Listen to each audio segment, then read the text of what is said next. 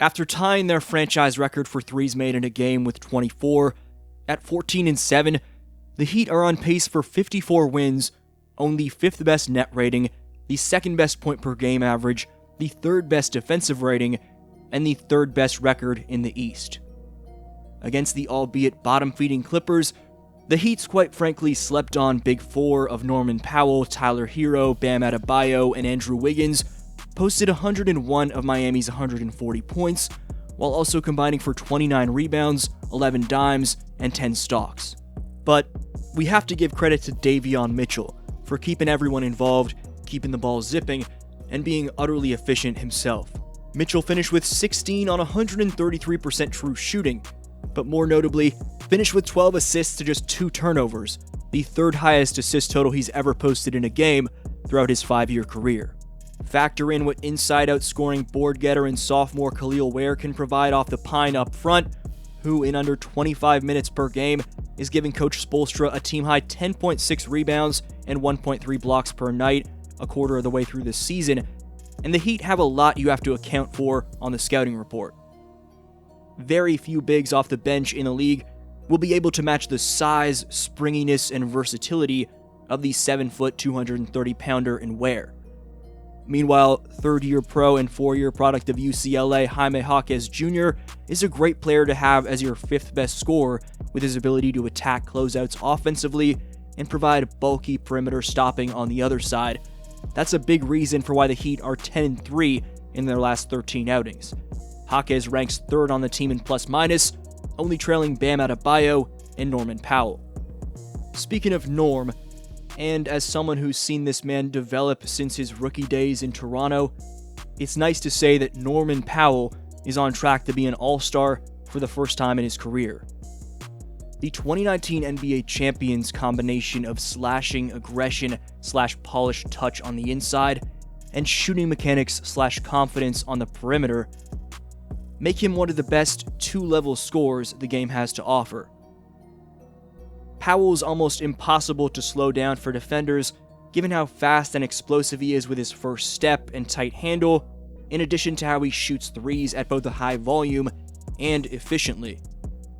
Powell currently ranks 8th in the league in three-point percentage, but his 6.9 three-point attempts per game is the highest among the top 14 ranked players in three-point efficiency.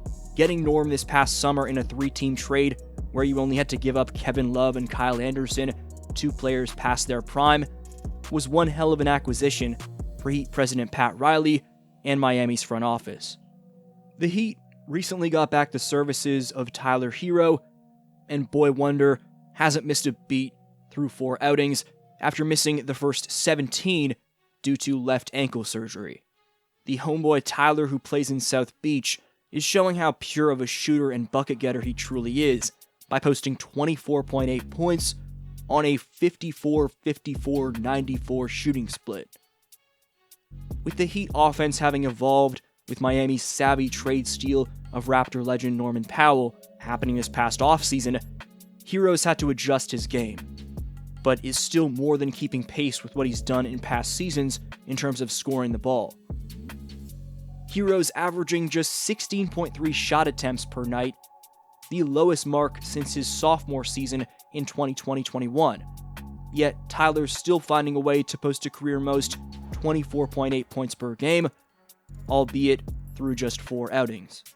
Former Toronto Raptor Davion Mitchell has been compared to Kyle Lowry 2.0 with what he provides in terms of his chippiness defensively and wherewithal offensively. And the fact that Miami got him as a throw-in in that 5-team Jimmy Butler trade, where Miami of course also received Andrew Wiggins, was a steal of an acquisition for Pat Riley. I'm not sure why my Raptors were even involved in that deal, because all we got out of it was PJ Tucker, who didn't end up playing for Toronto, plus Miami's 2026 second-round pick and cash considerations. The Raptors clearly gave up on a gem in Davion, which is frustrating from a Toronto fan standpoint, but I'm also happy for Davion that he's thriving in Miami and living up to his potential.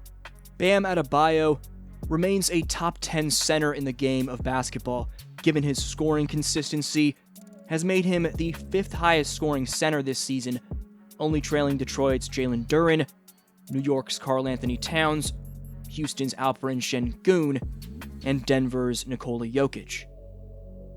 That said, Bam's gotten significant support off the bench from Kel'el Ware, who's provided internal competition at the 5 spot, and therefore Bam's playing the fewest minutes per game of his career since his sophomore campaign back in 2018-19.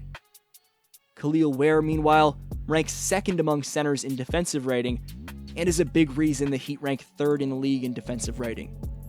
Regardless of who's playing, this is a great development if you're a Heat fan, because Bam's going to be fresh for the playoffs, with Ware keeping Bam's wear and tear to a minimum.